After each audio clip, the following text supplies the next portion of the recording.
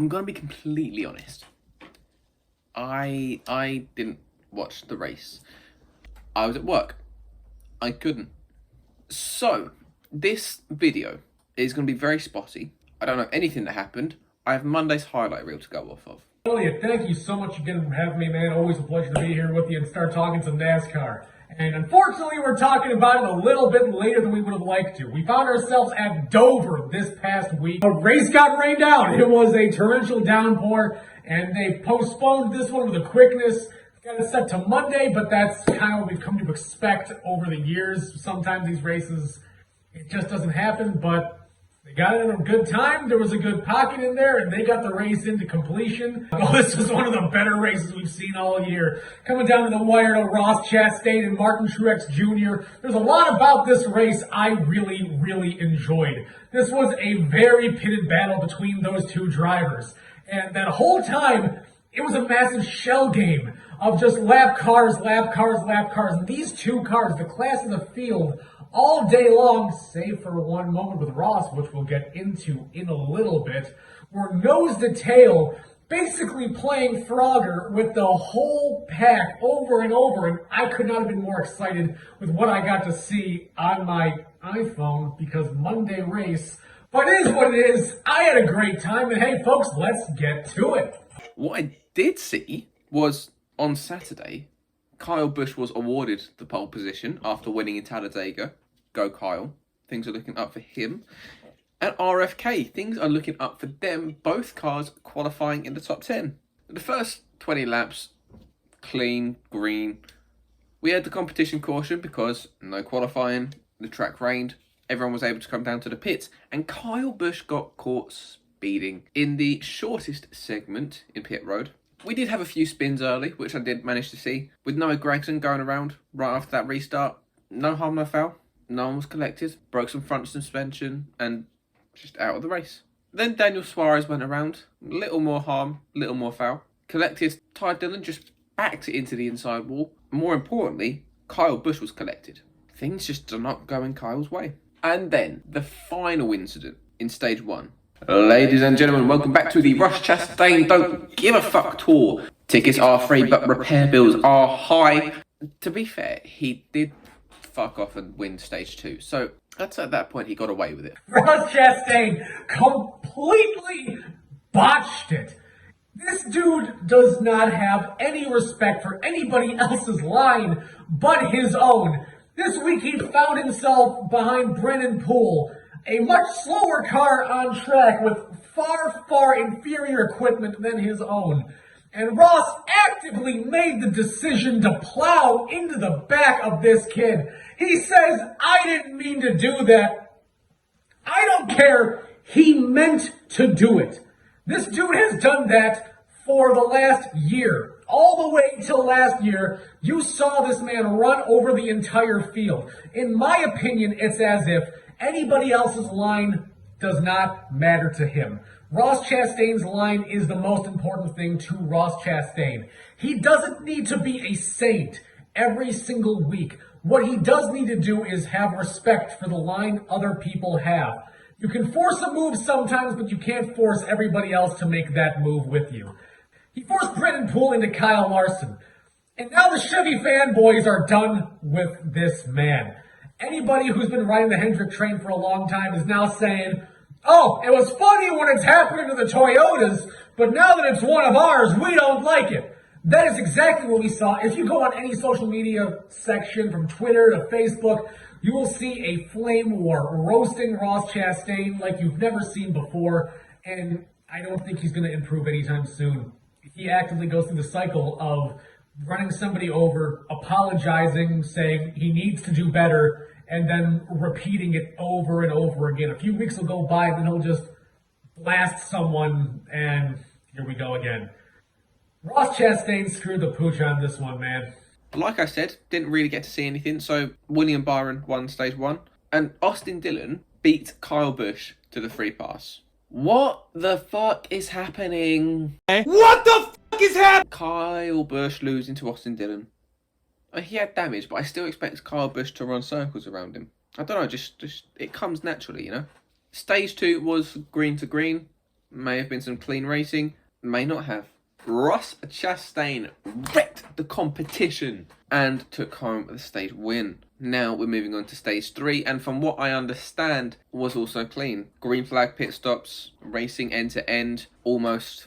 Joey Logano, and this is important, this is very important, is Joey Logano sucked hairy buffalo ass this race. Was running 10 laps down, just completely lost the car, and crashed into the Harvick 4 sign. Selfish, if you ask me, on his final year. At least go for turn 3. I did manage to watch this sprint. Everybody on the lead lap came to pit road. Everybody a lap down took a wave around. Martin Truex came out after only taking 2.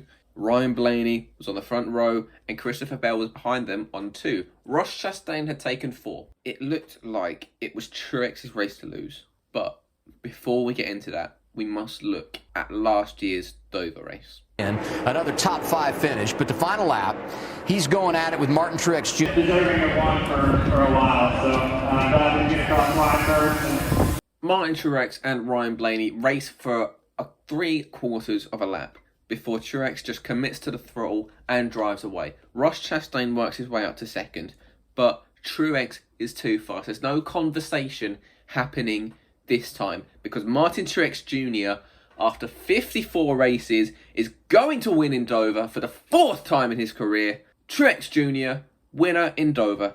What was more important in this race was I won my fantasy by a point. I got the win this race, and I won picks. So to me, Dover is one of the most exciting tracks in NASCAR. I utterly adore the style of racing that this track produces. It's such a simple design. It is a perfect oval in terms of what you imagine a NASCAR oval should be.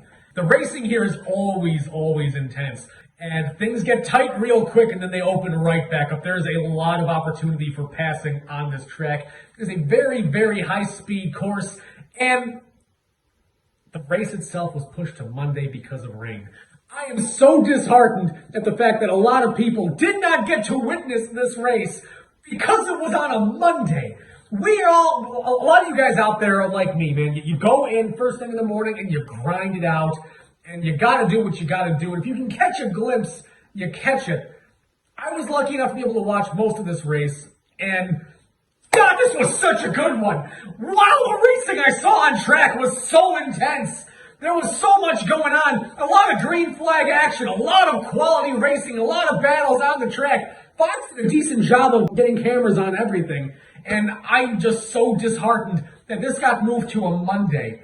I love Dover so much, and losing the opportunity to be there on a Sunday and enjoy it as we all want to be on our couches watching this that's a blow in the gut.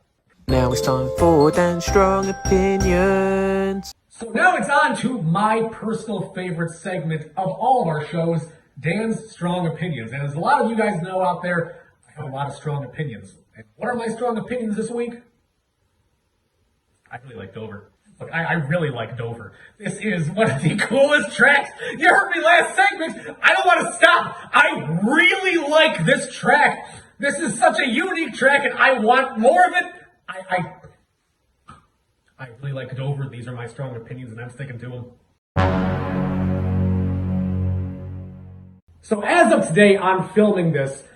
Groundbreaking news. Legacy Motors is going to Toyota. And oh boy, social media NASCAR is blowing up at this. And I could not be more ecstatic. Look, Toyota has a massive problem on track. And it's not the on-track product, it's the quantity of the on-track product. They have a very limited amount of cars on track at any given moment. And it's a flood of Chevys and Fords out there. Finding the Toyotas in that sea of just chaos it would be rough if they weren't always up front. So that being said, more Toyotas is good. And a lot of folks out there are saying they don't want to see that 43 on a Toyota. Richard Petty, when he was in his prime, this man had no brand loyalty. He did not care.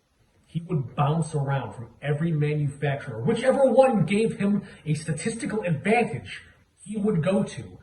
From Dodge to Plymouth to Buick. In more recent years, you obviously saw the 43 as a Ford recently. The more recent Chevy. My God, the 43 has been on anything and everything. This is not some sacrilegious thing of like seeing Dale Earnhardt's number 3 on a Ford. The 43 has been anywhere and everywhere. I am so excited to see what Legacy Motors is going to do in the future. Noah Gragson is going to be a very, very good contender going forward if he keeps getting more track time like he is. Eric Jones leading the charge. I love this kid. I loved him back when he was in the 20 car. And we can't forget about Jimmy Johnson. Is he ever going to come back? I don't think he's ever going to come back full-time ever again. I think he's going to keep doing the partial schedule. And if these cars are as fast as I think they're going to be next year, you bet your ass Jimmy's ass is going to be in that seat. I'm really excited about seeing what Legacy Motors is going to do going forward with their brand new partnership with Toyota. I want to see some of the exciting paint schemes they're going to bring out, especially with that iconic 43. As we move on to picks, I took home the W with Martin Truex Jr., saying he would get his 4th win at Dover. I was right. Yes. Dan got to kiss the same buffalo ass that Joey Logano sucks all day. Now, we're picking for Kansas, and I am taking my own personal driver, Denny Hamlin, James Dennis III. I don't know if he's the third. One of 4 guys with 3 wins at the track. 11th and 2nd here last year.